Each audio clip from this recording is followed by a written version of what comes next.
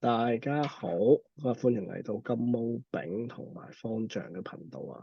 咁啊，首先都係 disclaimer 上先啦。咁啊，全本頻道嘅信息咧都係教育用途，同埋係僅代表我哋主持人嘅意見啦，唔構成任何財務投資建議。咁啊，所有嘢贏錢輸錢，我哋都係唔負責任嘅。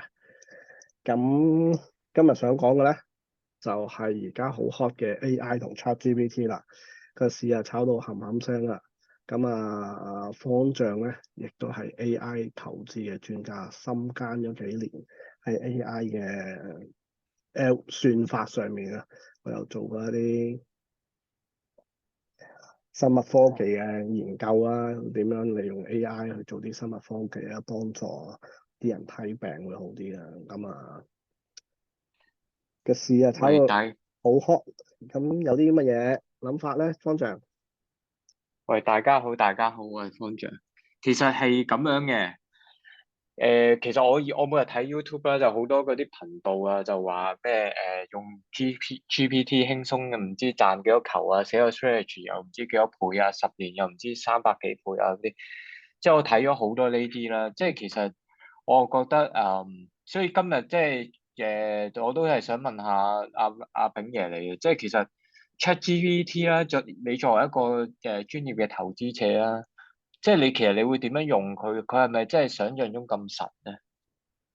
好啊，其實 ChatGPT 幫到我嘅咧，其實主要就係去研究同埋去揾料啊、抄料。以前用 Google 咧可能會慢少少，或者你係要自己諗啲keyword 去做一個 search 啦。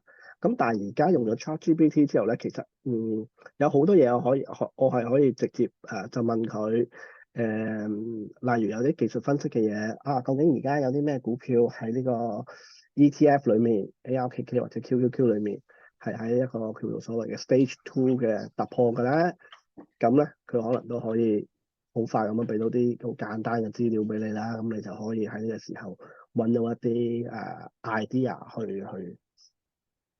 去做研究啦。又或者你又可以而家究竟有咩股票係 ChatGPT 相關好炒，即係可以好炒嘅咧，thematic 嘅咧。咁當然你可以唔係 ChatGPT 相關啦，你可以係關於 Apple 嘅 VR、AR 啦，你可以係關於油價、OPEC 啊咁多嗰啲嘢，你都可以呢啲 thematic 嘅嘢，佢都可以俾啲好快咁樣俾啲答案你嘅。咁所以你喺嗰方面咧，你就可以好快咁啊揾到其他即係資料去做 further 嘅 research 咯。阿炳爺，你冷靜少少先。頭先你嗯你話你講咗好多啦，即係stage two 啊、breakout 啊嗰啲。咁嗯。其實即係呢啲係專有少少啦。咁譬如話你可唔可以具體少少？即係究竟你嘅工作流程同以前用咗 ChatGPT 同冇用有咩分別咧？究竟？有一個好具體嘅咧，就係慳到時間嘅咧，其實咧就係我用緊一個 ChatGPT 嘅 plugin 啊，咁啊就係佢可以俾到一啲 summary，嗰個 web page 嘅 summary 啦，或者嗰個 YouTube 嘅 summary 俾到。我唔使睇成條片啦，我純粹係睇嗰個 summary 咧，個 highlight 咧，咁我就已經知道好多。咁所以對於我嚟講係慳咗好多時間。譬如成個 web page 或者一啲 PDF 幾百頁啊、幾千頁，即係幾百頁嘅 PDF，咁我都係用啲 plugin，咁佢好快可以 summarize 到啲 key point 俾我。咁我變相就可以睇少好多時間，睇少好多嘢咯，慳咗好多時間。可唔可以講下，即係譬如話你以前嘅嗰個，即係可能睇股票嗰個流程，同埋而家嗰個流程，即係你點樣用佢嚟結合落去你個工作流程嗰度咧？譬如以前通常你炒嘢都係你揾 idea 啦，咁你邊度點樣揾到啲 idea？你都係睇唔同嘅news 啊，唔同嘅technical 嘅嘢啦。咁而家世代唔同咗，你可能留意啲 podcast 啊，或者一啲website 啊，或者一啲 Twitter，究竟邊啲嘢係大家講到留意到啊？咁而家就可能可以喺 ChatGPT 度，你問佢一啲問題，佢就可以簡單答到你啦。咁有啲嘢你又想 further 去 drill down 嘅，咁亦都可以問 ChatGPT。以前我有 analyst 去問嘅時候，咁 analyst 幫手去做 research 啦。咁例如其實而家你可能可以問ChatGPT 關於一間公司嘅 intrinsic value，佢都可以答到你嘅。咁佢亦都有塊 但係如 reference 果 source。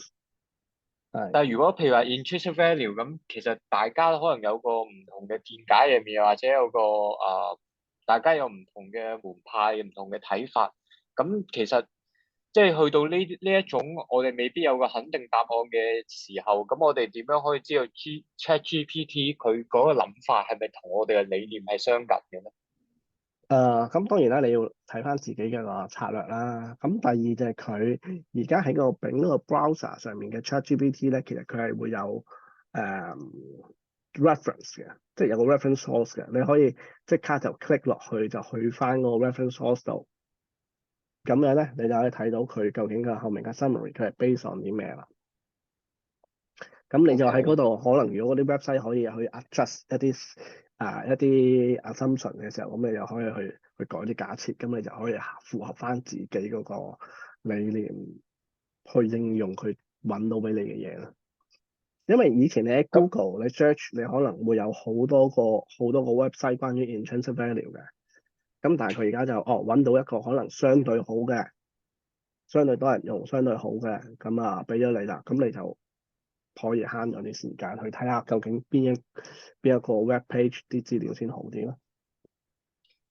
咁除咗呢一樣之外，咁其實我哋睇 GPT 嗰陣，其實同我哋網絡時代嗰陣開始一樣。咁我哋點樣確保佢嗰啲資訊係啱嘅，或者點樣知道佢講嘅嘢係合理嘅咧？其實誒、即係最近我都睇到有啲例子，就話 有律師用 ChatGPT 去揾案例，然後 ChatGPT 就老作一啲案例俾佢啦。咁我覺得嗰個呢、個柒啫，我覺得嗰個係啦，嗰個人有啲柒啦，咁直接搬字過紙，咁所以所有嘢其實用佢只係一個工具啫。任何你用之前，你都要獨立思考，佢俾你嘅建議係正唔正確。譬如可能你問佢一啲問題，地球係咪圓嘅？佢話係方嘅，咁你就覺得喂，佢攞咗邊個 website 嘅數據啊？咁所以我比較建議用咧，就係用丙嗰個 browser。去做 OK。去做 search，咁因為佢有 reference 啦。咁但係如果你純粹係喺嗰個 OpenAI 上面嗰個 ChatGPT 咧，佢有時咧佢係冇 reference 嘅。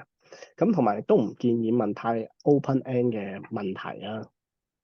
都係啊，最好就係問一啲誒簡單你以前喺 Google search 可能會 search 到好幾個頁，你先要揾到嘅答案嗰啲咁嘅嘢咯。OK。咁如果咁你咧？係咁，譬如話係啊，你我講。其實我講翻自己少少流程先啦。即係頭先阿炳爺你都講得好清楚，即係其實要有自己嘅分析啊。咁我自己啲嘅睇法咧，就係我又加一樣嘢啫，我就會睇圖嘅。即係有時佢如果佢講到一隻嘢好勁，或者佢 search 咗一隻嘢出嚟，咁我每一張圖咧，我都即係每一個股票咧，我都會開翻張圖睇翻，喂，係咪52周新低緊，跟住懟到咩咁樣？咁我當然我會 alert 啦。即係如果你係有一啲好突發嘅一啲好核突嘅圖咁樣，即係所以我覺得就係要切合翻自己嗰個投資需求啦。即係自己每個人投資嗰陣都會有個唔同嘅風險胃納啦。即係我可以承受幾多風險啊？咁我投資年期同佢 suggest 嗰一樣嗰隻股票係咪相符啊？等等，咁我都會考慮下。咁但係好啦，鼎爺，我仲想問多你一下，即係你如果你係用咗 ChatGPT，你係點樣去，即係點樣去優化你個投資技巧咧？即係佢係咪可以教到你啲嘢咧？其實嗯，都有㗎。咁譬如有啲技術指標啊，或者有啲走勢上嘅嘢，你霎時間你去揾翻本書抄翻個 definitions 咧，你可能好花時間，或者你上 YouTube。咁但係你問 ChatGPT 咧，佢可能好快就可以揾到關於嗰個數據啊，關於嗰個技術形態啊，或者關於嗰個經濟學理論係應該係點樣正確使用嘅例子俾你，咁咁你又好快，你又會 refresh 翻你嘅記憶啦。OK OK。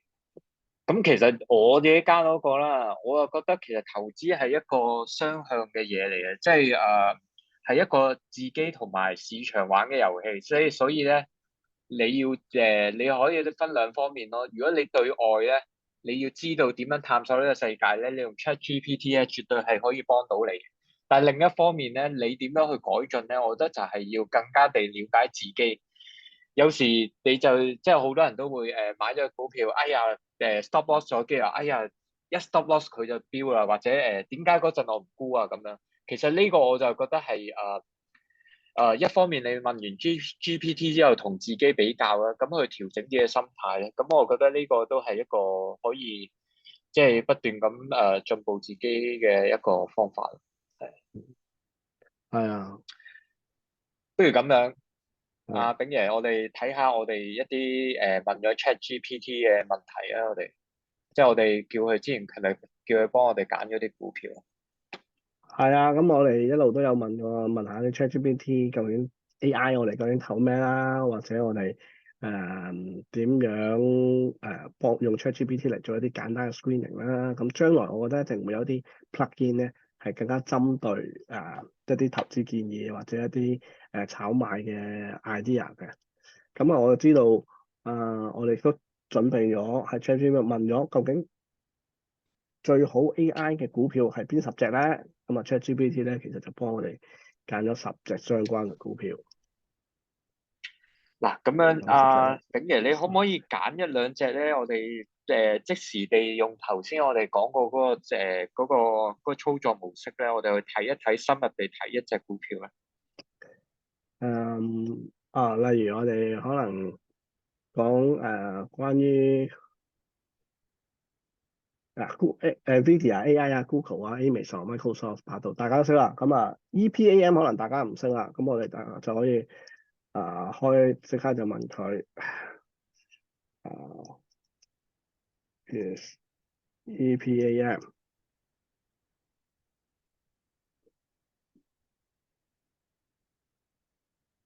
就可以問佢究竟係 EPAM 係咩嚟㗎？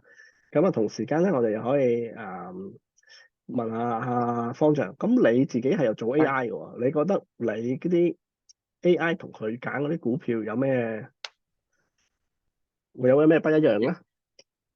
嗱，其實咧我自己咧就做咗個 AI 咧，其實因為每個 AI 佢都有佢個嗰個訓練嘅一個 target 啦。咁啊，我就訓練咗自己 AI 咧，就根據要好快回本嘅，即係你邊個時間入場咧，咁佢都會very lucky 就會盡快整個 new high 出嚟啦。咁就即係我幾時投入新嘅錢我都可以啦。第二個就係要有一個比較好嘅風險回報率啦。咁就係用 Sharpe ratio 去做啦。咁其實呢度咧就係我一個訓練嘅結果啦，就係我個 AI 嘅訓練結果。咁其實見到就係 Sharpe ratio 都有1.0。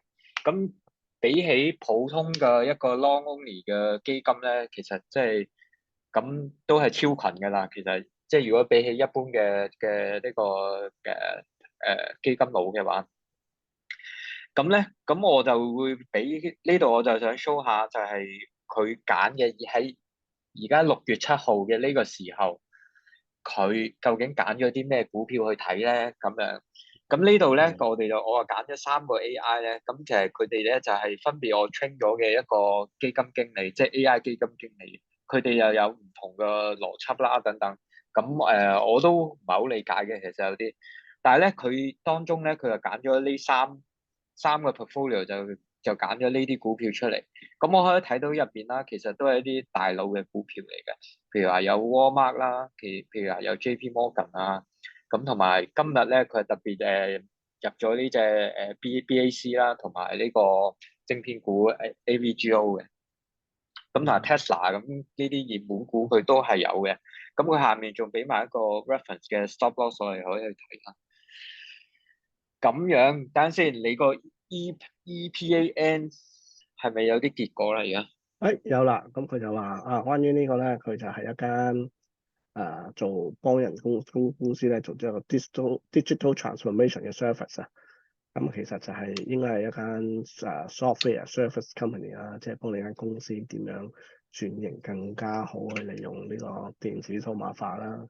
咁佢咧佢有 PE 啦35倍啦，咁high low range 係223到460幾啦。咁而家都唔算係一個高位啦。譬如亦都想問佢，咁而家嘅 current PEG of 呢個 EPAM 咁？Is 同 it 埋 a 實 good entry point 咁啦？不如係啦係啦what is good level to buy 咁佢係喺度計緊嘅時候，面啊，我哋又繼續係啦，去翻我哋。你個 AI 度。咁你而家操作上係點樣咧？3個 AI 都照温啦，定係你會揀一個嚟温，定係點樣嘅咧？其實呢個我暫時咧，就會係3個 run 嘅，因為佢哋當中其實都比較多嘅重複嘅，咁甚至乎同 ChatGPT 咧都係有重複嘅。咁可以睇到咧，其實佢嗰個操作方向咧係比較 diversify 嘅。咁因為佢係take care 咗一個比較長嘅 training 嘅時間啦，咁係廿幾年嘅 training 時間，即係所以佢經歷過各種週期之後咧，佢係會覺得喂分散啲，咁我個回報就會更加地平穩啲啦，咁樣。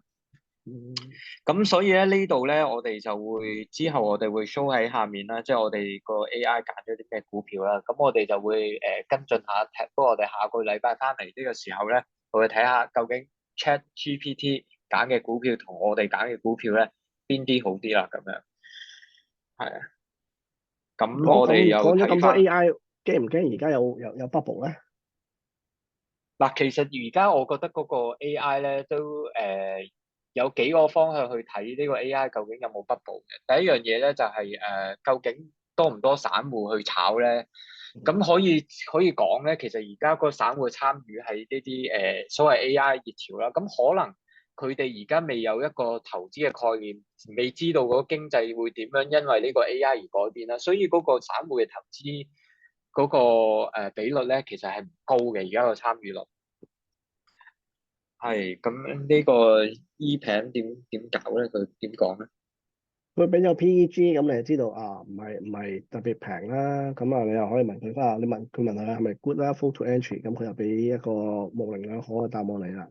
咁我哋又可能直接就問佢啊，就問佢 assume you are a technical chart expert, what would be a what would be the stop and profit target target on EPAM as of 琴日啦，好啊。嗯meanwhile 我哋繼續。係啊，所以咁我自己都覺係得 AI 咧應該仲有得炒嘅。咁因為你始終好似當年互聯網咁一段段㗎嘛，即係你而家就炒咗啲大嘅公司，即係有資金嘅公司啦。咁但係下一步可能就係炒一啲由於呢個技術進步，令到嗰個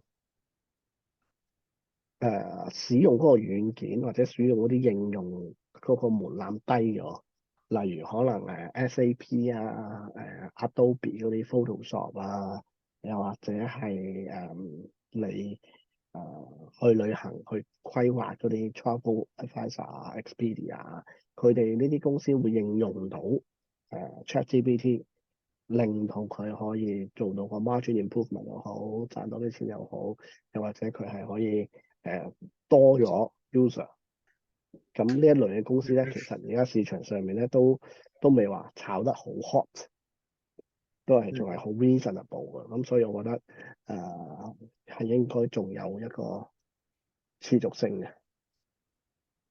係呢度咧，其實咧，我覺得而家咧就係炒緊 chips 啦，即係 chips 就炒得比較熱啦，Nvidia 嗰啲咁嘅上咗嚟啦。咁啊，其實下一步咧，我覺得就會係走等等，向下游。等等，方丈，你做乜喺我幅圖度畫嘢咧？sorry 啊，原來你睇到嘅，我以為淨係我度睇到。OK。係啊，其實我就覺得成個炒風咧，就會由而家由上游個 chips 開始咧，其實慢慢會走向下游。咁甚至乎而家 application 方面咧，咁啊 Microsoft 就梗係行先啦。咁不如下面咧，其實我仲準備咗一啲講翻嗰個 AI 嘅歷史啦。今次其實同之前有咩分別啊？sorry 啊，勁我撐翻。咁其實咧AI 咧，其實去到今時今日咧，已經唔係一個新嘅概念。其實就算去到圖靈嗰陣咧，即係計算機啱啱出嚟嗰陣咧，其實已經有 AI 嘅概念喺度嘅。只不過而家就係因為嗰個 semiconductor 啦，即係嗰啲處理器啊等等嗰啲 computing power 係忽然間上咗去，所以就令到 AI 突破咗一個 bottleneck，咁就忽然間嘣一聲就出咗嚟。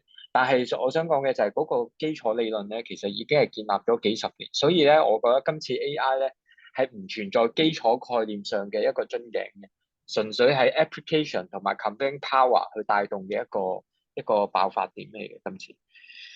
咁咧，我哋又可以再睇下啦，係嘛？今次咧 AI 嗰個領頭人啦，其實就係一堆嘅企業啦，一堆嘅科技企業啦，佢哋都係03年嗰個浪潮底下嘅一個，即係 tech bubble 之後留低嘅一個勝利者嚟嘅，即係佢哋今時今日咧，全部都有幾十 B 嘅錢係凍喺個公司嗰度嘅，佢間間都好似銀行咁樣款咧，所以咧佢哋去推動成個佢哋去推動成個時代咧，係絕對有咁嘅能力，同埋有咁嘅持續嘅投入嘅呢個能力嘅。咁咧，我哋再翻落去，我頂嘢，我一哋再個再翻去我哋睇下我哋嗰個有咩啦。咁啊，佢又話佢又唔係啦。咁但係咧，base on 嘅數據咧，佢就有你係 bullish 定 bearish 啦。bullish 咧你就可以咁樣做，bearish 你就可以咁樣做啦。咁咧佢就話俾咗個 risk reward ratio 有1:3喎。呢個無論即係佢呢個咧就俾咗個好好嘅reference 嚟啦。咁你又可以去咁樣用啦。如果你係一個純粹係一個 fundamental 嘅 trader，咁又唔係好熟 technical 嘅話，咁你又可能可以揾到佢個幫忙啊。，OK。咁其實佢就係、如果我哋未接觸過咩profit ratio 啊，即係呢啲 risk reward ratio 呢啲，咁佢其實就會提醒我哋咯，即係話你可以考慮呢樣嘢喎，咁樣。係啦，而且其實你又唔需要真係，其實好多即係散戶投資人成日都打電話問啲財演，啲財演其實佢都冇一個 track record 或者冇一啲數據提供嘅。咁其實可能你問 ChatGPT 究竟止蝕擺喺邊啊，止賺擺喺邊啊，可能佢仲可以俾到一個更加好嘅 reference 嚟啦，比起問財演。好，不如阿炳爺你又講下今次點解嗰個 AI 會變得咁鬼快咧？其實我覺得係學你話齋啦，而家嘅硬件上面啦，同埋大家個接受程度上，都係比喺科網股嗰個年代係互聯網泡沫嗰個年代大好好多咯。因為大家都知道個互聯網啊，同埋mobile internet 帶來嗰個改變啊。因為我記得以前有睇過一段片，就係當年啊 Bill Gates 就介紹電腦啦，上啲 talk show 度介紹咩係 internet 啦。咁佢就話 internet 咧就可以方便到啲人揾資料揾人哋嘅電話啊，或者可以上網咧，咁就可以睇到波啊。咁但係個主持人就笑啦，而家呢啲嘢我哋都有網頁啊，我哋都有電視、衛星電視又可以做啦，點解要用 internet 咧？咁我覺得而其實家咧就你咁樣過咗呢樣嘢，即係今時今日就其實應該係冇乜人會質疑 AI 幫到人幾多，而家只係爭在就話有乜嘢應用，即係所謂 killer applications 係喺消費端或者所謂嘅 C 端啊，或者我哋消費者手上應用，大部分人即係 general public 會都感受用到嘅。OK。係咁其實如果我哋去揀一啲 AI 股相關嘅股票咧，咁我哋可以揀啲咩？即係有啲乜嘢嘅 reference 可以睇咧？有咩 誒，indicator？我自己就偏向可能係所謂穿越個周期啦，即係其實 AI 而家都係一個藍海啊，或者做應用。普通人嚟講，你其實你對於呢啲嘢嘅公司啊，或者 AI 軟件嘅發展咧，你未必係好了解嘅，即係好知道你應該邊啲應用或者邊啲好啲啦。但係我覺得有某啲嘢咧係必然性發生嘅，就係 AI 咧一定係會幫咗人慳咗時間啦。咁慳咗時間，大部分人慳咗時間，嗰個效率高咗之後，其實我哋咧就會變相多咗時間 for entertainment，多咗時間做其他嘢。所以我覺得其中一個受惠嘅行業啦，都一定會係entertainment 類別啦。咁同埋可能遊戲製作或者係一啲電影啊嘅製作，即係 CG 啊，而家做 CG 係好貴㗎嘛。咁但係有咗 AI 之後，做製作呢啲咁嘅 CG，其實個成本就即係而家你見好多Midjourney 啊，又或者好多 AI power 嘅呢啲咁嘅圖像處理公司咧，其實好應用啦，就好平，即係好低成本啊個門檻，即係你喺屋企都可以令到自己變成一個avatar 啊，或者你都可以做到一啲好似真嘅相啊，即係以前呢啲技術係冇可能嘅。咁我覺得呢一類型嘅公司係可以繼續去研究啦。咁有咩公司就例如可能有 Adobe 啦，有 Unity 啦，咁係咯呢一類型嘅公司。啊，等陣先，我幫你寫低先啊。你話 Adobe，跟住仲有咩啊 Unity T U Unit U，喂，老細咩 U 咩先得㗎就好似 Ticker 係 U 咋 Unity 啊。？OK OK，嗯仲有你同我講嗰隻 TW LO 又咩嚟嘅咧？TWLO 咧就係一間啊幫人做 AI 應用嘅。咁最近佢之前有一個做咗個應用咧，就係做咗一個仿真人嘅 call center。即係而家好多 CS 你會收到 cold call 就係一啲比較假嘅聲音啦，但係佢又做咗一啲仿似真人嘅情景啊。其實之前喺 Google 嘅發佈會都有做過，就係你打電話去 book 台，但係其實聽嗰個唔係真人嚟嘅喎，係一個 AI assistant 嚟嘅喎。咁你都即係好多人都分別唔到，哦，原來嗰個係 AI 嚟嘅。咁將來更厲害嘅咧，即係更加人性化嘅 AI，或者好似而家 ChatGPT 咁犀利嘅，其實佢係會主動 call call 你嘅。即係你一聽電話咧，OK，你係唔知嗰個人係即係唔知你聽電話嘅時候，你係唔知 call call 你嗰個係一個人定一個 AI 嚟嘅。咁佢都就會可能會根據你嘅數據啦，然後佢會更好咁精確問你問題啦，同埋係一個 AI call call，咁佢係所謂係冇情感噶嘛，佢個 productivity 唔會下跌嘅。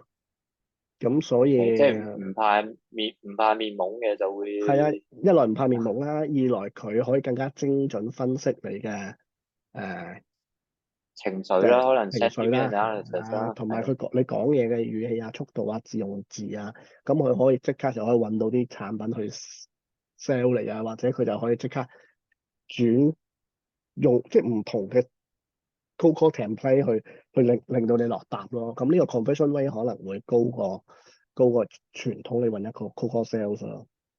咁所以而且誒 call center 你揾人 cold call，可能一條 cold call team 有20個人，但係一個咁嘅 AI cold call 咧，其實係取代咗幾百萬人都得嘅喎。OK，即係我哋第日就唔止一日收到4、5個，可能就一日收幾十個 AI 打嚟嘅呢個廣告電話㗎。係啊，有機會係咁啊。OK，喂，咁但係阿炳爺，不如我哋今日講咗咁多先，我哋留翻啲聽日再講。咁我哋對於 哇 market 度，最後你講多兩句咧，我對於我哋而家嘅 market，你仲有啲咩睇法？我覺得6月咁大家都係關心通脹同埋加息啦。咁始終呢啲科技公司都係息口敏感啦。咁啊嚟緊可能會進入比較悶同埋窄幅波動咁啊，視乎究竟係咪聯儲局係咪真係6月會停止加息啦？咁經濟數據嘅 CPI 係咪真係會落啊？咁6月咧，我覺得影響唔大嘅，因為 look beyond 6月之後咧，其實有好多數據都顯示到咧個 seasonality 咧7、8、9月嘅deflationary force 咧，即係通縮嘅壓力或者disinflation 嘅速度咧會加速嘅。尤其是7月、8月、9月，咁所以嚟緊嘅數據應該會有好轉嘅。咁我諗聯儲局都係睇到呢一個，所以之前先會話放風6月會停一停，有機會會停一停。即係無論6月出嚟個數據個 CPI 數據係，只要唔係太，我覺得只要唔係太 off，即係只要唔會話突然間上翻去 CPI 有6%，即係唔係太overestimate 就好緊要嘅話咧。唔係好必得好緊要咁嘅話咧，咁佢都會 pause 嘅。咁之前嘅嗰啲銀行嗰啲危機，咁你覺得其實而家仲會唔會左右個大市咧？我覺得過咗㗎啦。基本上因為嗰個 pause 咗之後，同埋新嘅聯儲局，佢哋你寫咗包單之後，其實有好多儲蓄戶，其實佢已經冇咗嗰個需求啦。咁有啲人佢哋為咗去賺多少少，要轉咗去 money market fund 嘅，我諗都已經即係息口敏感或者嗰件事敏感嘅人，要轉錢都轉走咗啦。你冇理由等幾個月而家先再嚟走去轉錢嘅。咁所以嗰個 deposit fight 即係你擠提嗰個危機即係個 bank 過 run 個 risk 就過咗啦，咁過樣。咗㗎啦。咁基本上有啲銀行都係仲係穩健嘅，即係起碼存款受到保障。咁你 equity 投唔投，我就覺得暫時嗰個 earning 同埋佢哋嗰啲investment bad 即係 bad debt loss realization of loss on selling assets 咧都係 uncertain 嘅。咁唔需要喺嗰啲位，即係而家呢個位置去太進取。OK，咁我就加多一句咧，咁我就係覺得嗰個市咧，而家就係、我對於我嚟講最大嘅心情就係最壞嘅情況已經過去咯，即係我睇唔到，我覺得而家個市寬其實慢慢掹翻上嚟，即係啲錢係開始經歷完撈底嗰一陣㗎啦，其實而家係諗緊炒唔炒下一陣啦，即係所以如果 based on 呢個 assumption，最壞嘅情況咧係過咗㗎啦，即係我嘅 interpretation 咁樣。係啦，咁我哋就多謝大家聽到而家啦。咁有乜嘢我哋就可以 send 去我哋 email，繼續我哋或者有啲咩問題都可以 email 嗰度問我哋啦。咁我哋聽日翻嚟再講。係 Thank 啦，you，最緊要訂閱。賺多啲。